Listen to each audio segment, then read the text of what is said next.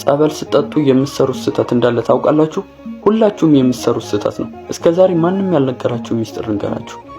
ግን በመጀመሪያ አንዳንዶች አላችሁ በዚህ ሰምታችሁ በዚህ የምታፈሱ። እንደሱ አይነት ሰዎች ከሆናችሁ አሳልፉት፣ አይጠቅማችሁ። ግን ይህን ሚስጥር ማወቅ የምትፈልጉ ከሆነ በመጀመሪያ ላይክ እና ሼር አድርጉ። በተለይ ሼር አድርጉ፣ ሁሉም እንዲማርበት ስለምፈልግ ሼር አድርጉ። ጸበል እሺ፣ አሁን ወደ ትምህርቱ ልሂድ።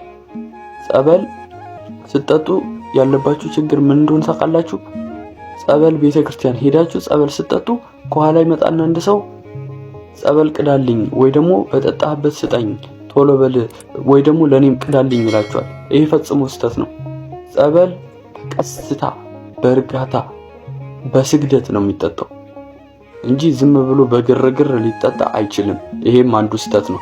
ሁለተኛው ስህተት ደግሞ እቤታችሁ በሃይላንድ ይዛችሁ መታችሁ በብርጭቆ ቀርታችሁ ስትጠጡ የምትሰሩት ስህተት ነው።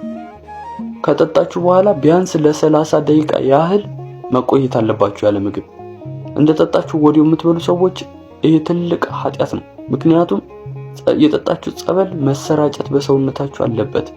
መንፈስ ቅዱስ በሰውነታችሁ መግባት አለበት።